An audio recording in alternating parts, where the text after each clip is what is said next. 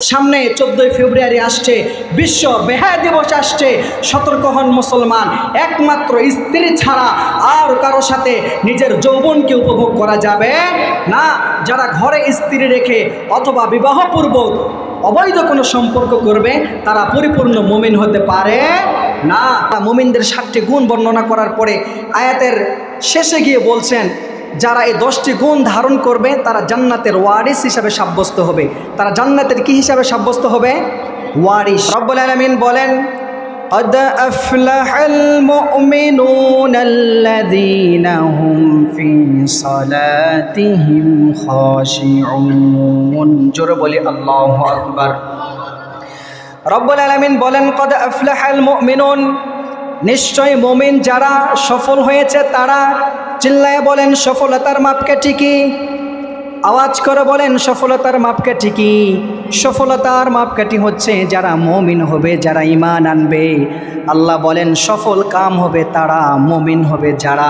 তার মানে সফল কাম হওয়ার জন্য সর্বপ্রথম শর্ত হচ্ছে মুমিন হতে হবে। যদি কেউ মুমিন হয় তাহলে সে সফল কাম হবে, ঠিক কিনা? সফলতা যদি পেতে চান আপনাকে মুমিন হতে হবে, ঈমান আনতে হবে। আর সবচেয়ে বড় সফলতা কি? রব্বুল আলামিন বলেন, ফামান যুহযিহা আনিন নারি ওয়া উদখিলাল জান্নাতা ফাকাদ ফাজ ওয়া মাল হায়াতুদ দুনিয়া ইল্লা মাতাউল গুরুর। জোরে বলি আল্লাহু আকবার। রব্বুল আলামিন বলেন সফল কাম তো তারা, ফামান যুহযিহা আনিন নার, সবচেয়ে বড় সফলতা হচ্ছে আমরা মনে করি অনেক টাকার মালিক হলে মনে হয় সফল, ব্যবসায়ী হলে সফল, হয়তো বড় নেতা হলে সফল, কিন্তু আল্লাহ তাআলা সফলতার মাপকাঠি এগুলোর ক্ষেত্রে বর্ণনা করে নাই। আল্লাহ তাআলা বলেছেন ফামান যুহযিহা আনিন নার, সফলতার মাপকাঠি হচ্ছে যারা জাহান্নাম থেকে পরিত্রাণ পাবে, ওয়া উদখিলাল জান্নাতা, যারা জান্নাতে প্রবেশ করবে, ফাকাদ ফাজ, যারাই হচ্ছে বড় সফল কাম। সুবহানাল্লাহ বলেন। তার মানে সফল কারা? যারা জাহান্নাম থেকে মুক্তি পাবে, জান্নাতে প্রবেশ করবে, এরা হচ্ছে সবচেয়ে বড় সফল। আল্লাহ তাআলা বলেন কদ আফলাহাল মুমিনুন, সফল কাম হয়েছে তারা, ঈমান এনেছে যারা। তার মানে ঈমান যে আনবে সে সফল কাম হবে। ঈমান ছাড়া কখনো সফল কাম হওয়া যায় না। এরপর আল্লাহ তাআলা মুমিনদের গুণ বর্ণনা শুরু করে দিলেন।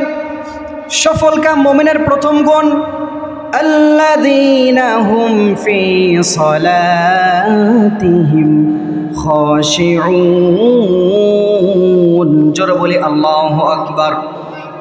রব্বুল আলামিন বলেন সফল কাম মুমিনের প্রথম গুণ হচ্ছে মুমিন নামাজে বিনয়ী হবে।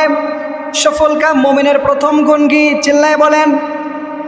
সফল কাম মুমিনের প্রথম গুণ হচ্ছে সফল কাম মুমিন সে নামাজে বিনয়ী হবে। অর্থাৎ সফল কাম মুমিন যখন নামাজে দাঁড়াবে সে খুজুর সহিত নামাজ আদায় করবে।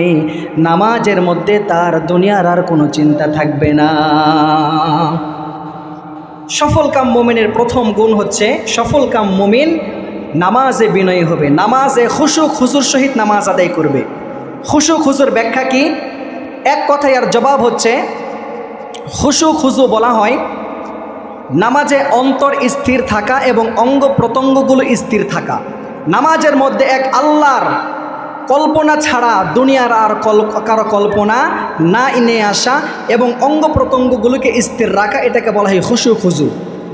হযরত আবু যার গিফারি রাদিয়াল্লাহু তাআলা আনহু থেকে বর্ণিত, তিনি বলেন কোনো মুমিন ব্যক্তি যখন নামাজে দাঁড়িয়ে যায় তখন আল্লাহ রব্বুল আলামিন তখন তার দিকে তাকিয়ে থাকে।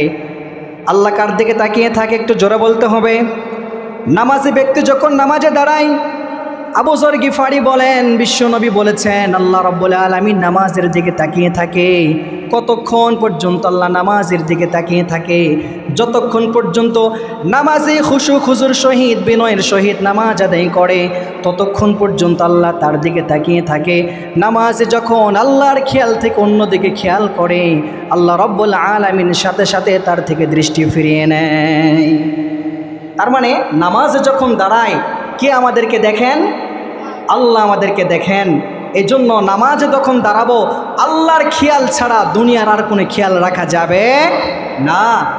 সম্মানিত ভাইরা আমার, এখন আপনাদের সামনে খুশু খুজু কিভাবে আমরা নামাজের মধ্যে নিয়ে আসতে পারি এই সম্পর্কে আপনাদের সামনে 4টি টিপস আমি তুলে ধরবো। আপনারা বলতে পারেন হুজুর নামাজে দাঁড়াই কিন্তু নামাজে তো মন থাকে না।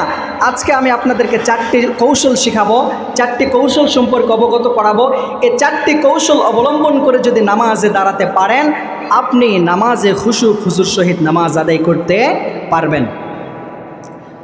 নামাজে বিনয়ী হওয়ার প্রথম কৌশল হচ্ছে আপনি যখন নামাজে দাঁড়াবেন বিশ্বনবী বলেছেন সল্লু সলাতান মুআদ্দি', তুমি যখন নামাজে দাঁড়াবে তখন এটা মনে করবে এটা আমার জীবনের শেষ নামাজের জন্য দাঁড়িয়েছি। সুবহানাল্লাহ বলেন।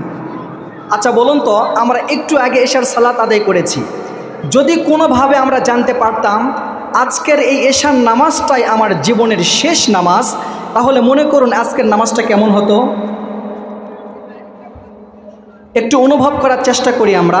যদি মনে করতাম, যদি কোনোভাবে জানতে পারতাম আজকের এশার নামাজটা আমার জীবনের শেষ নামাজ, তাহলে আমরা কতটা বিনয় হয়ে নামাজ আদায় করতাম। সুন্দর করে ওযু করে প্রয়োজনে গোসল করতাম, এরপরে সুন্দর পাঞ্জাবি টুপি পরে জায়নামাজ নিয়ে আতর সুরমা লাগিয়ে এরপর জায়নামাজে নিবষ্ট মনে আল্লাহর কল্পনা সামনে রেখে এমনভাবে নামাজ আদায় করতাম দুনিয়ার কোনো কল্পনা আমাদের মধ্যে আসতো? চিল্লায় বলেন আসতো? আসতো না। এই জন্য বিশ্বনবী শিখিয়েছেন নামাজে মন ঠিক রাখার প্রথম কৌশল হচ্ছে সল্লু সলাতান মুআদ্দি', তুমি যখন নামাজে দাঁড়াবে তখন মনে করবে এটা আমার জীবনের শেষ নামাজ। সুবহানাল্লাহ বলেন। এভাবে নামাজ আদায় করলে শয়তান আমাদেরকে ধোঁকা দিতে পারবে? কখনো ধোঁকা দিতে পারবে না। বিশ্বনবী বলেছেন আন তা'বুদাল্লাহা কাআন্নাকা তারাহু ফাইন লাম তাকুন তারাহু ফাইন্নাহু ইয়ারাক, হে গোলাম এমনভাবে নামাজ আদায় করো যে তুমি আল্লাহকে দেখতে পাচ্ছ। অ্যাটলিস্ট তুমি যদি আল্লাহকে দেখতে না পারো তাহলে এটা মনে করো আল্লাহ তোমাকে দেখছে।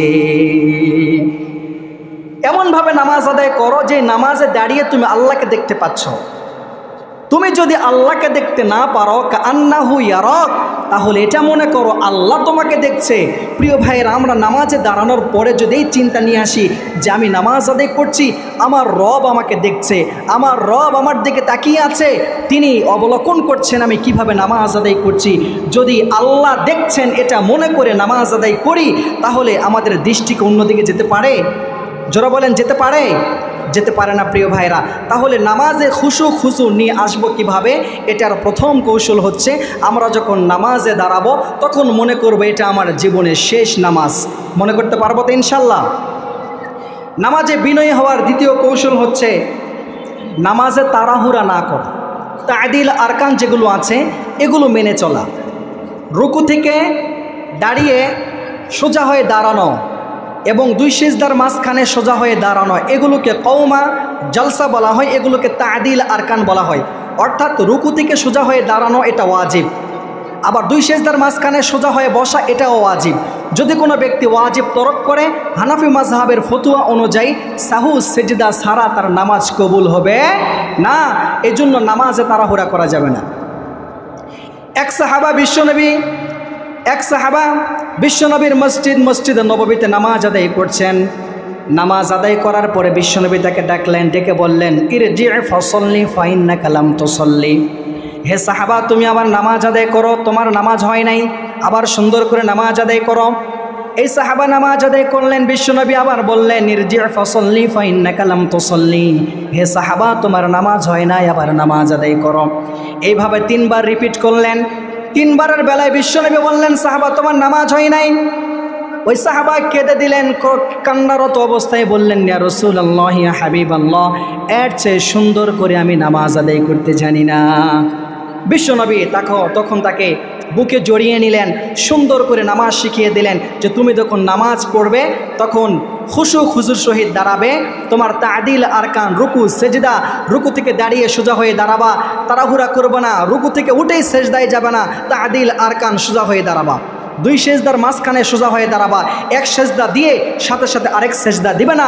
বিশ্বনবী সাহাবাকে নামাজ শিখিয়ে দিলেন। প্রিয় ভাইরা, তাহলে আমরা যদি তা'দিল আরকান ঠিক রেখে নামাজে তাড়াহুড়া না করি তাহলে নামাজের মধ্যে বিনয়ী হতে পারবো কি পারবো না? আওয়াজ করে বলেন পারবো কি পারবো না? তৃতীয় কৌশল হচ্ছে জামাতের সহিত নামাজ আদায় করা।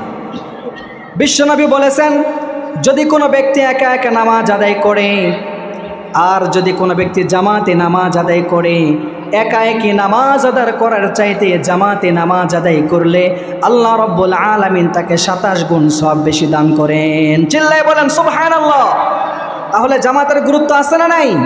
আপনি যখন ইমামের পিছনে দাঁড়াবেন, জামাতে যখন দাঁড়াবেন, জামাতে অনেকগুলো মানুষ থাকবে, একসাথে যখন নামাজ আদায় করবেন শয়তান আপনাকে সহজে ধোঁকা দিতে পারবে না, তখন আপনার খুশু ঠিক থাকবে। তাহলে নামাজে বিনয়ী হওয়ার তৃতীয় কৌশল বললাম জামাতের সহিত নামাজ আদায় করা। অ্যান্ড ফাইনালি নামাজে কৌশল নিয়ে নামাজে বিনয়ী হওয়ার চতুর্থ কৌশল হচ্ছে নামাজে যে কেরাতগুলো আমরা পাঠ করব, যে তাসবিহগুলো আমরা পাঠ করব, এগুলো অর্থ জেনে পাঠ করা। পারবো তো ইনশাল্লাহ?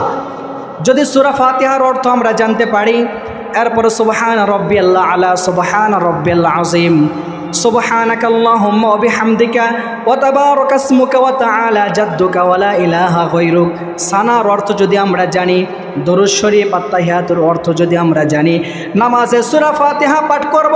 নামাজে সূরা ফাতিহার অর্থ যদি আমাদের জানা থাকে, নামাজে সূরা ফাতিহার সাথে যে সূরাগুলো মেলাবো এগুলোর অর্থ যদি আমাদের ঠিকঠাক মতো জানা থাকে, তাহলে নামাজের মধ্যে আমাদের দিল নিবিষ্ট থাকবে, শয়তান আমাদেরকে ধোঁকা দিতে পারবে না।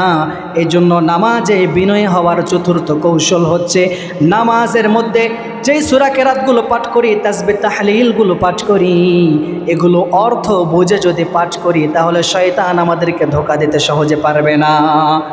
প্রিয় ভাইয়েরা, মক্কার ইমাম যখন নামাজে দাঁড়ায় দেখবেন অনেক সময় নামাজের মধ্যে কান্না করে। আপনারা দেখছেন কেউ নামাজে কান্না করে? কেন কান্না করে? যখন জাহান্নামের শাস্তির আয়াতগুলো আসে তাদের অর্থ জানা আছে, যার কারণে তারা কান্না করে। অর্থ জেনে যদি নামাজে আমরা দাঁড়াই, কখনো নামাজে আমরা অমনোযোগী হতে পারবো না। তো প্রিয় ভাইয়েরা, আমি এই টপিকে বলছিলাম মুমিনের প্রথম গুণ হচ্ছে মুমিন নামাজে বিনয়ী হবে। নামাজে বিনয়ী হওয়ার 4টি কৌশল আপনাদের সামনে তুলে ধরলাম। প্রথম কৌশল ছিল জীবনের শেষ নামাজ মনে করে নামাজ আদায় করা। নাম্বার 2, তাড়াহুড়া করে নামাজ আদায় না করা। নাম্বার 3, জামাতের সহিত নামাজ আদায় করা। আর চতুর্থ নাম্বার আমরা বলেছি অর্থ জেনে নামাজ আদায় করা। এই 4টি কৌশল সামনে রেখে যদি আমরা নামাজ আদায় করি তাহলে আমরা নামাজে বিনয়ী হতে পারবো। চিল্লায় বলেন ঠিক কিনা? এরপর আসুন প্রিয় ভাইরা, আল্লাহ রাব্বুল আলামিন সফলকাম মুমিনের 2 নম্বর গুণ বর্ণনা করছেন, والذين هم عن اللغو معرضون। জোরে বলি আল্লাহু আকবার। রব্বুল আলামিন সফলকাম মুমিনের দ্বিতীয় গুণ বর্ণনা করছেন। সফলকাম মুমিনের দ্বিতীয় বৈশিষ্ট্য হচ্ছে সফলকাম মুমিন কখনো অনর্থক কাজে জড়াতে পারে না। সফলকাম মুমিন অনর্থক কাজ এবং কথা তারা কখনো বলবে না। এক কথায় সফলকাম মুমিন তারা লাগবুন, অনর্থক কথা এবং কাজ থেকে তারা সবসময় বিরত থাকবে। সফলকাম মুমিন যা করবে অর্থবোধক কাজ করবে, যেই কথাগুলো বলবে অর্থবোধক কথা বলবে, যেই কাজগুলো করবে অর্থবোধক কাজ করবে। কারণ বিশ্বনবী হাদিসের মধ্যে বলেছেন, মান হুসনে ইসলামিল মারই তারকুহু মা লা ইয়ানি। বিশ্বনবী বলেছেন কোন ব্যক্তি যদি অনর্থক কথা এবং কাজ থেকে বিরত থাকতে পারে তাহলে তার ইসলামটা সৌন্দর্যমণ্ডিত হয়ে যায়। মুহাদ্দিসিনে কেরাম এই হাদিসকে রুবুউদ্দিন বলে ঘোষণা করেছেন। মানে যদি কোনো ব্যক্তি অনর্থক কাজ এবং কথা থেকে বিরত থাকতে পারে, মুহাদ্দিসিনে কেরাম বলেছেন এটা হচ্ছে রুবুউদ্দিন। দিনকে যদি 4 ভাগে ভাগ করা হয় তাহলে 1 ভাগ হচ্ছে অনর্থক কথা এবং কাজ থেকে মুমিনরা বিরত থাকবে। মুমিনরা যা করবে অর্থবোধক কাজ করবে, মুমিনরা যা করবে যা বলবে অর্থবোধক কথা এবং অর্থবোধক কাজ করবে। কারণ মুমিনরা যা বলে যা করে সব কিছু লিখে রাখেন কে?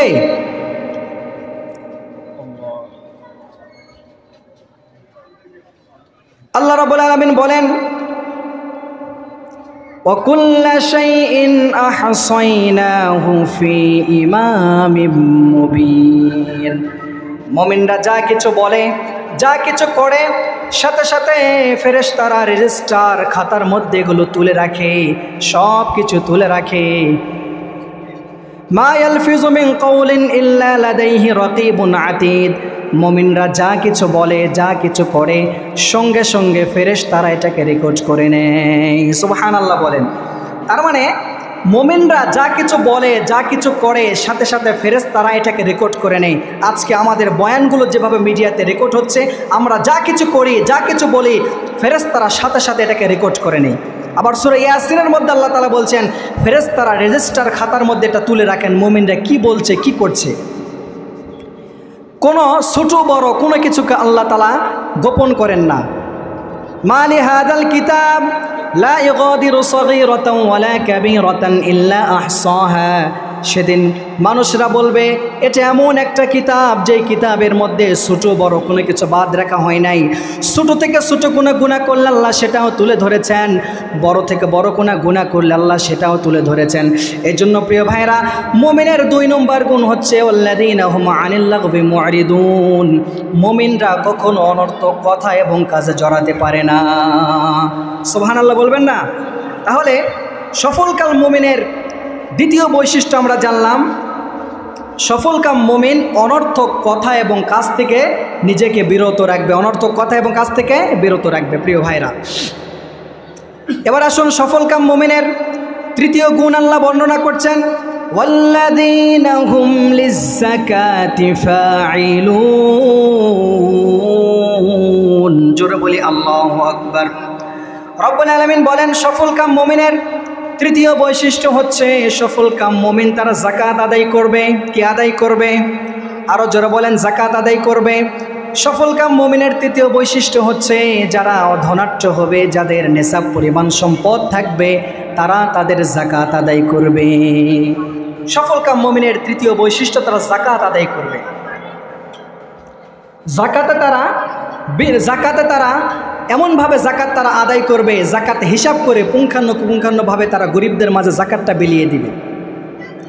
কারণ অফি আমওয়ালিহিম হাক্কুল লিস-সাইলি ওয়াল মাহরুম, আল্লাহ রাব্বুল আলামিন বলেছেন, ধনীদের অর্থের মধ্যে গরিবদের একটা ভাগ আছে। গরিবদের কি আছে? ভাগ আছে, অধিকার আছে। কাইলা ইয়াকুনা দুলাতাম বাইনাল আগনিয়া মিনকুম, আল্লাহ রাব্বুল আলামিনের বিধান হচ্ছে শ্বেতাঙ্গ কৃষ্ণাঙ্গ, ধনী গরিব তাদের মধ্যে কোনো বিভাজন চলবে না। কেউ গাছতলায়, কেউ বাঁশতলায়, কেউ পাঁচতলায়, কেউ গাছতলায়, কেউ বাঁশতলায়, এমনটা হবে না। আল্লাহ রাব্বুল আলামিনের বিধান হচ্ছে সব মানুষগুলো সমান থাকবে। এই জন্য যারা ধনী থাকবে তাদের মালের মধ্যে আল্লাহ তাআলা যাকাতের বিধান দিয়ে দিয়েছেন। গরিবদের হক আছে। এই জন্য সফলকাম মুমিনের তৃতীয় গুণ হচ্ছে সফলকাম মুমিন তারা যাকাত আদায় করবে। কি আদায় করবে? যাকাত আদায় করবে। প্রিয় ভাইরা, যদি কোনো ব্যক্তি যাকাত আদায় না করে তার কি শাস্তি হতে পারে?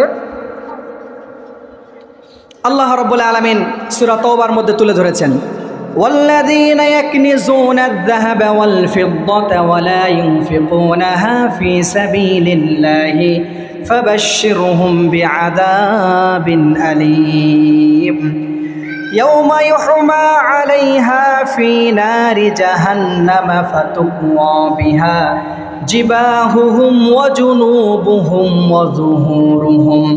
রব্বুল আলামিন বলেন, যারা স্বর্ণ রূপা জমা করে রাখে, আল্লাহর রাস্তায় খরচ করে না, যাকাত আদায় করে না, আল্লাহ তাআলা বলেছেন ফাবাশশিরহুম বিআযাবিন আলীম। আল্লাহ রব্বুল আলামিন বলেন তাদেরকে কঠিন শাস্তির সুসংবাদ দাও। লাঞ্ছনাময় শাস্তির সুসংবাদ। আচ্ছা বলুন তো, শাস্তির কি কোনো সুসংবাদ হয় নাকি দুঃসংবাদ হয়? আল্লাহ তাআলা তিরস্কার করে বলেছেন, যারা যাকাত আদায় করে না ফাবাশশিরহুম বিআযাবিন আলীম, তাদেরকে শাস্তির সুসংবাদ দাও। এরপর আল্লাহ তাআলা বলছেন তাদেরকে কি শাস্তি দিবেন? ইয়াউমা ইউহমা আলাইহা ফি নারি জাহান্নামা ফাতুকওয়া বিহা জিবাহুহুম ওয়া জুনুবুহুম ওয়া যুহুরুহুম। আল্লাহ তাআলা বলেন, যারা যাকাত আদায় করে না, স্বর্ণ রূপা টাকা পয়সা গচ্ছিত করে রাখে, আল্লাহ রাব্বুল আলামিন এই স্বর্ণ রূপা এগুলোকে গলাবেন। গলার পরে ওই ব্যক্তির পিঠে পাঁজরে, কপালে, পিঠে পাঁজরে ওগুলো দ্বারা সেকা দিবেন। বুঝতে পেরেছেন শাস্তি কি হবে? যার যাকাত ফরজ হয়েছে, স্বর্ণ রূপা জমা করে রেখেছে, যাকাত আদায় করেই নাই, এগুলোকে আল্লাহ রাব্বুল আলামিন জাহান্নামের আগুনে দগ্ধ করে এগুলো দ্বারা ওই ব্যক্তিকে সেকা দিবেন। কোথায়? কপালে, পিঠে, পাঁজরে। শাস্তি সহজ না কঠিন? বিশ্বনবী বলেছেন, আকর আলাহু জাবিবাতান আনা মালুকা আনা কানাংজু। হাদিসের মধ্যে আছে, যাদের উপর জাকাত ফরজ হয়েছে এরা যদি জাকাত আদায় না করে, আল্লাহ রাব্বুল আলামিন এই অর্থ সম্পদগুলোকে সাপে পরিণত করবেন। কিসে পরিণত করবেন? একটু জোরে বলেন, কিসে পরিণত করবেন? সাপে পরিণত করবেন। আর এই সাপগুলো তাদের গলায় ঝুলিয়ে দেওয়া হবে। এই সাপগুলো তাদের দুই গালে দংশন করবে। কি করবে? জোরে বলেন, কি করবে? দংশন করবে, দুই গালে দংশন করবে। আর বলবে, আনা মালুক আনা কানাংসুক, এই পাগল বান্দা, আমি হচ্ছি তোমার ওই সম্পদ, যেই সম্পদটা তুমি গচ্ছিত করে রেখেছিলে, আল্লাহর রাস্তায় দান করো নাই, আমি সেই সম্পদ আজকে সাপে পরিণত হয়েছি, আজকে তোমার দুই গালে দংশন করছি। নাউজুবিল্লাহ বলেন। তাহলে কোনো বুদ্ধিমান ব্যক্তি সে কি নিজের অর্থ দ্বারা আল্লাহর রাস্তায় খরচ না করে ব্যাংক ব্যালেন্স করে জমা করে রাখবে, আবার এই অর্থগুলোই সাপে পরিণত হয়ে আমাদের গালে দংশন করবে, আবার অর্থগুলোই তামাতে পরিণত হয়ে আমাদের কপালে পিঠে পাঁজরে সেকা দেওয়া হবে?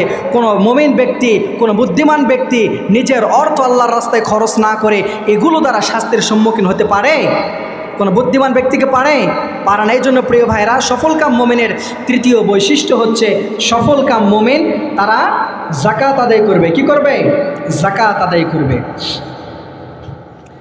তাহলে আমরা সফলকাম মুমিনের তিনটি বৈশিষ্ট্য শুনলাম। এবার আসুন সফলকাম মুমিনের চতুর্থ বৈশিষ্ট্য আল্লাহ রাব্বুল আলামিন বর্ণনা করছেন, ওয়াল্লাযীনা হুম লিফুরুজিহিম হাফিজুন। জোরে বলি আল্লাহু আকবার। রাব্বুল আলামিন বলেন সফলকাম মুমিনের চতুর্থ বৈশিষ্ট্য হচ্ছে সফলকাম মুমিন তাদের যৌনাঙ্গকে হেফাজত করবে। কি করবে? যৌনাঙ্গকে হেফাজত করবে। ইল্লা আলা আজওয়াজিহিম আও মা মালাকাত আইমানুহুম ফাইন্নাহুম গায়রু মালুমিন। তবে হে, তারা যদি তাদের স্ত্রীদের সাথে, তাদের মালিকানাভুক্ত দাসীদের সাথে যৌনাঙ্গ চরিতার্থ করে তাহলে এটা তিরস্কৃত হবে না। فمن ابتغى وراء ذلك فأولئك هم العادون। জোরে বলি আল্লাহু আকবার। রব্বুল আলামিন বলেন সফলকাম মুমিনের চতুর্থ গুণ হচ্ছে তারা তাদের যৌনাঙ্গকে হেফাজত করবে। হ্যাঁ, তারা যদি তাদের স্ত্রীদের সাথে সহবাস করে, স্ত্রীদের সাথে তাদের যৌবনকে উপভোগ করে, এটা তাদের কোনো গুনাহ হবে না এবং তারা তিরস্কৃত হবে না। তবে হ্যাঁ, তারা যদি তাদের স্ত্রী বাদ দিয়ে অন্য কোনোভাবে, অন্য কোনো পন্থায় যৌবন উপভোগ করে তাহলে তারা আল্লাহর আদালতে ধরা খেয়ে যাবে। প্রিয় ভাইরা, যুবকদের ওয়াজ চলে এসেছে। আল্লাহ তাআলা মুমিনদের চতুর্থ বৈশিষ্ট্য বর্ণনা করছেন, মুমিনরা তাদের যৌবনকে হেফাজত করবে। কি হেফাজত করবে?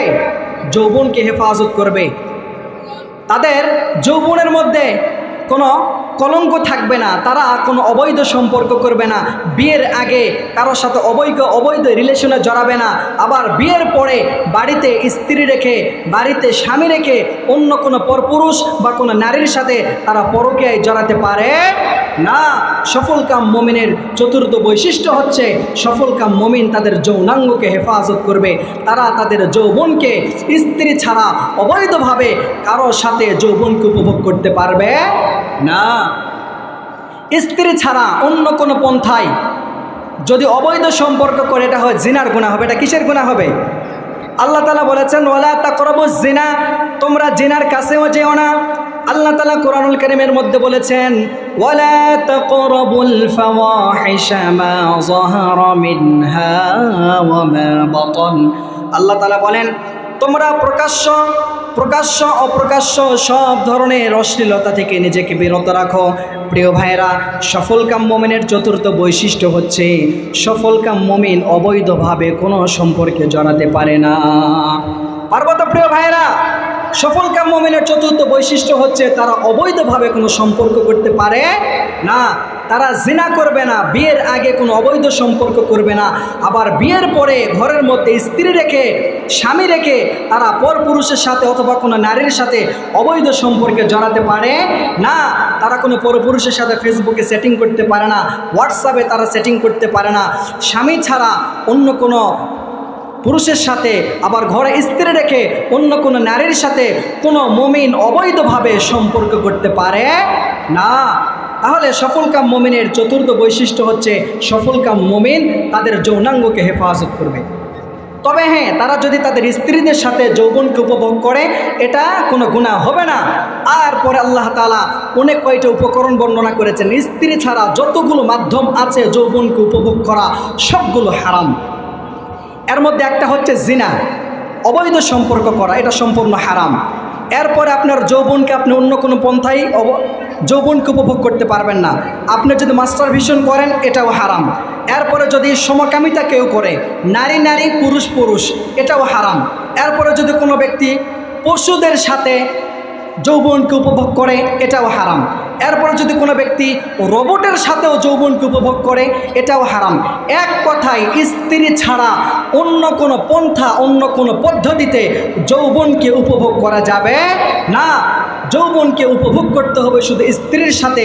তাহলে আজকের এই মাহফিল থেকে আমরা জেনে নেব, সামনে 14ই ফেব্রুয়ারি আসছে, বিশ্ব বেহায়া দিবস আসছে। সতর্ক হন মুসলমান, একমাত্র স্ত্রী ছাড়া আর কারো সাথে নিজের যৌবনকে উপভোগ করা যাবে না।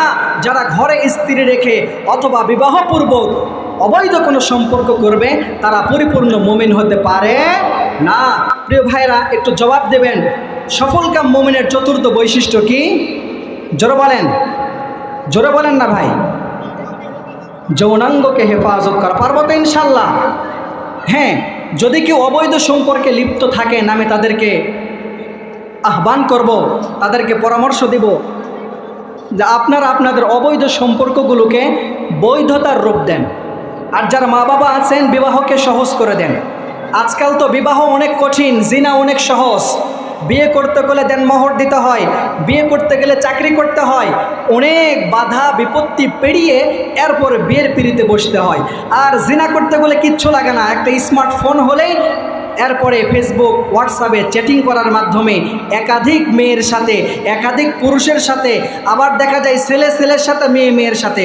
ফেক আইডি আছে না নাই? জোরে বলেন না ভাই, ফেক আইডি আছে না? সুন্দর মেয়ের পিকচার দিয়ে ছেলে মানুষ আরেক ছেলের সাথে প্রেম করে, আছে না নাই?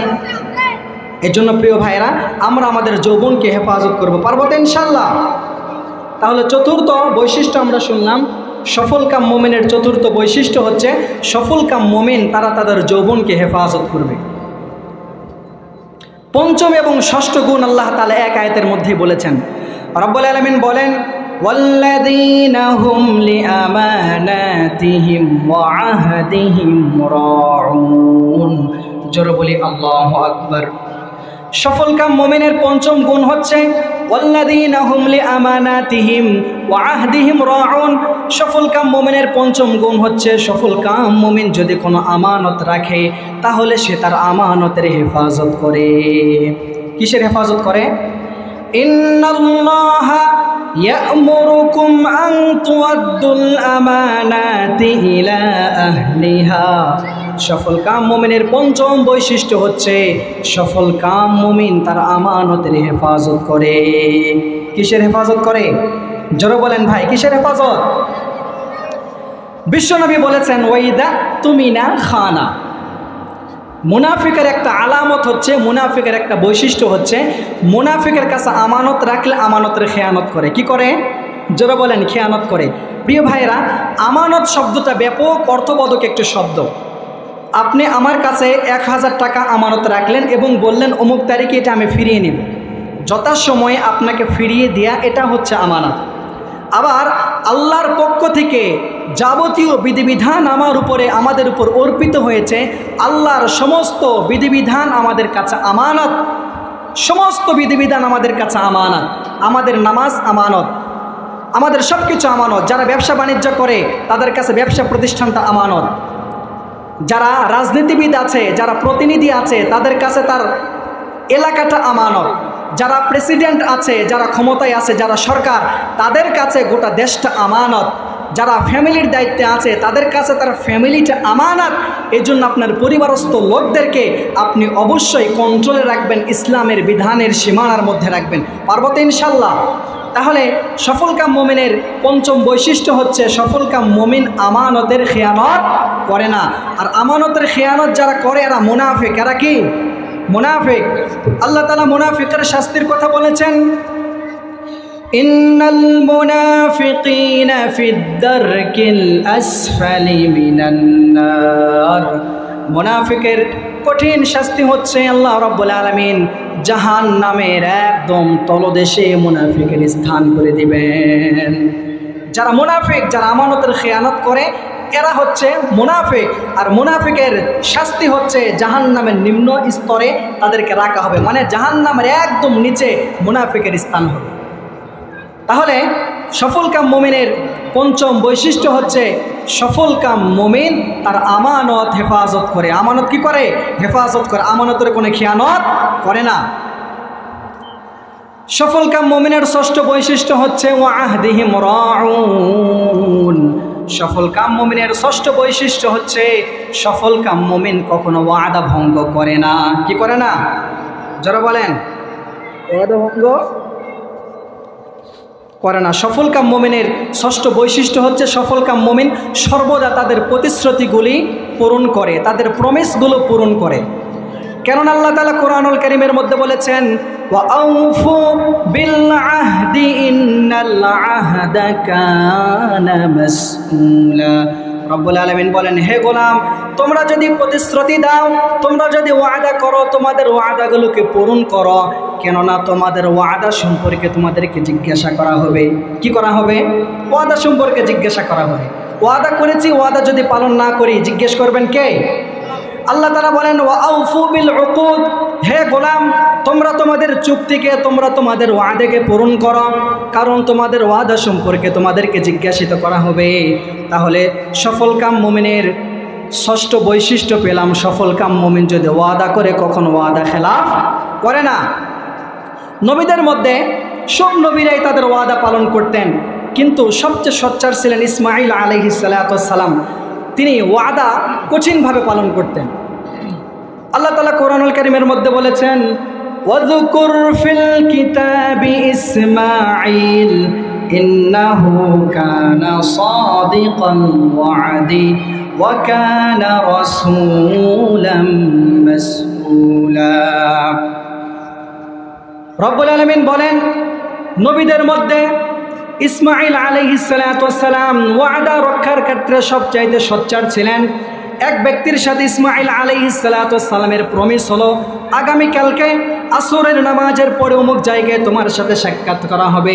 ইসমাঈল আলাইহিস সালাম পরের দিনে আসরের নামাজের পর ওই জায়গাতে গেলেন। যার সাথে দেখা করার কথা ওই ব্যক্তি আসেন নাই। ইসমাঈল আলাইহিস সালাম পরের দিন আবার গেলেন, মনে করলেন প্রথম দিন হয়তো ভুলে গেছেন, আবার তিনি সেই জায়গায় গিয়ে দাঁড়িয়ে থাকলেন যথা টাইমে। সেই দিন আসলো না। এইভাবে ইসমাঈল আলাইহিস সালাম একদিন নয়, 2 দিন নয়, 30 দিন পর্যন্ত ওই জায়গায় গিয়ে তার জন্য অপেক্ষা করেছেন। কিভাবে ওয়াদা পূরণ করতেন? এজন্য ওয়াইদা ওয়াদা আখলাফা। মুনাফিকের একটা বৈশিষ্ট্য হচ্ছে, মুনাফিকের আলামত হচ্ছে মুনাফিক ওয়াদা করলে ওয়াদা খেলাফ করে। আর মুমিনের বৈশিষ্ট্য হচ্ছে মুমিন ওয়াদা করলে ওয়াদা পূরণ করে। ঠিক কি না? তারা যারা ওয়াদা খেলাফ করে তারা কি? মুনাফিক। আর যারা ওয়াদা পূরণ করে তারা কি? মুমিন। আমরা ওয়াদা পূরণ করবো তো ইনশাল্লাহ। যদি কোনো ওয়াদা করি কখনো ওয়াদা খেলাফ করব না। ব্যবসায়ী ভাইরা, আপনারা যদি ওয়াদা করেন ওয়াদা পূরণ করবেন। ক্রেতারা যারা বাকিতে মাল নেন, অমুক দিন টাকা দিব বলে আর কোনো খোঁজ পাওয়া যায় না। আপনারা ওয়াদা পূরণ করবেন। ওয়াদা পূরণ করা এটা ওয়াজিব। ওয়াদা পূরণ করা কি? ওয়াজিব। ওয়াদা যদি আপনি পূরণ না করেন প্রশ্ন করবেন কি এটার ব্যাপারে? আল্লাহ আমাদেরকে প্রশ্ন করবেন। এই জন্য ওয়াদাগুলো আমাদেরকে ঠিক রাখতে হবে। তাহলে আমরা জানলাম সফলকাম মুমিনের ষষ্ঠ বৈশিষ্ট্য হচ্ছে সফলকাম মুমিন ওয়াদা করলে ওয়াদা কি করে? পূরণ করে।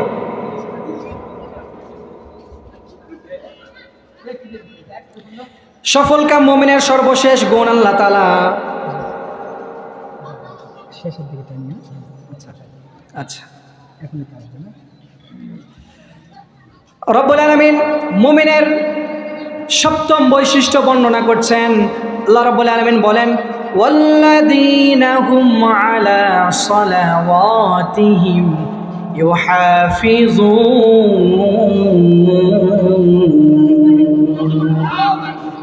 রব্বুল আলামিন বলেন সফলকাম মুমিনের সপ্তম বৈশিষ্ট্য হচ্ছে সফলকাম মুমিন নামাজে যত্নবান হবে, নামাজের হেফাজত করবে। কিসের হেফাজত করবে?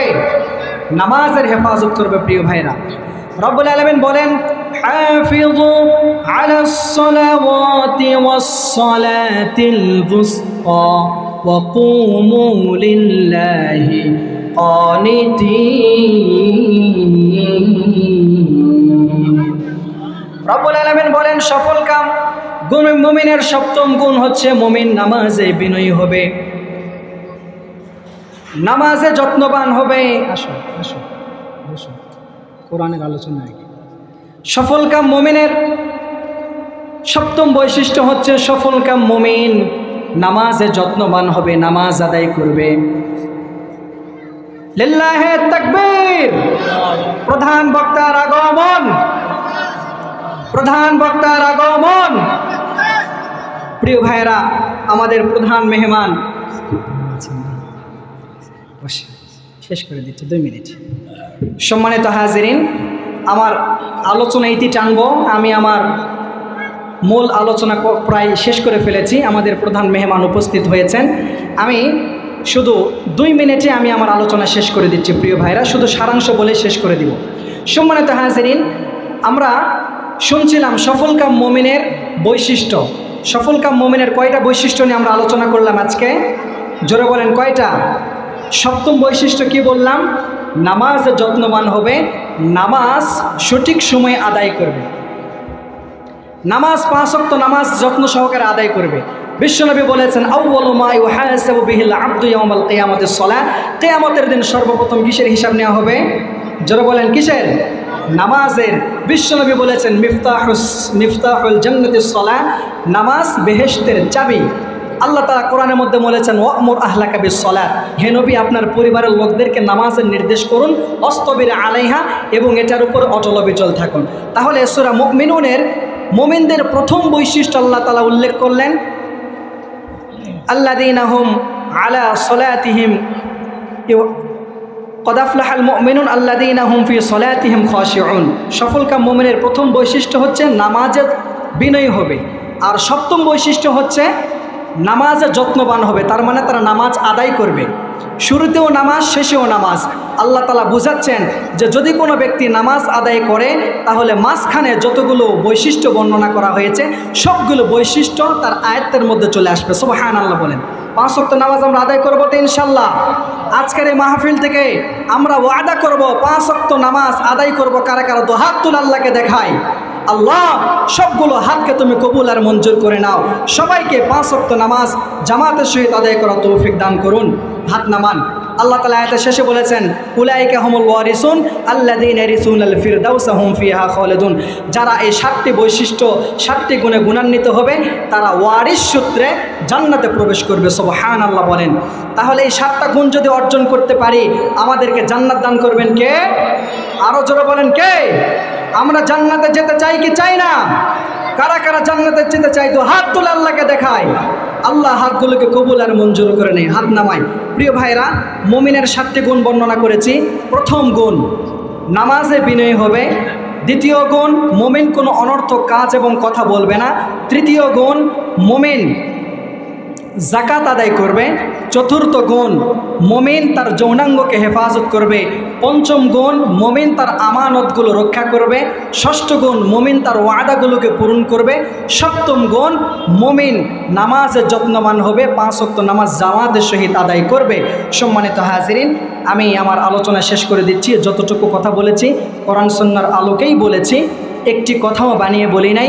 এরপরও যদি আমার মুখ থেকে কোনো কথা মিস ইনফরমেশন হয়ে যায়, স্লিপ অফ টার্ন হয়ে যায়, আল্লাহ তাআলা আমাদের স্মৃতিপট থেকে যেন এগুলোকে মুছে দেয়। আর আল্লাহ তাআলা সবাইকে যেন এই মুমিনের 7টি গুণে গুণান্বিত হওয়ার তৌফিক দান করেন। আল্লাহ তাআলা এই মুমিনের 7টি গুণ অর্জন করে জান্নাত পর্যন্ত পৌঁছার তৌফিক দান করেন। এই বলে আমি আমার সংক্ষিপ্ত আলোচনা এখানে শেষ করছি। আর আমার জন্য দোয়া চাই, আল্লাহ আপনারা আমার জন্য দোয়া করবেন। আল্লাহ যেন গোটা বিশ্বময় কোরআনের জন্য কবুল করেন, সুস্থ সবলভাবে যেন কোরআনের কথাগুলো বিভিন্ন জায়গায় বলতে পারি, আল্লাহ যেন কবুল করে। আল্লাহ যেন আমাদের সবাইকে কথাগুলোর উপর আমল করার তৌফিক দান করেন। এই বলে আমি আমার সংক্ষিপ্ত আলোচনা এখানে শেষ করছি। ওয়া আখিরু দাওয়ানা আনিল হামদুলিল্লাহি রাব্বিল আলামিন। আসসালামু আলাইকুম ওয়া রাহমাতুল্লাহি ওয়া বারাকাতুহু।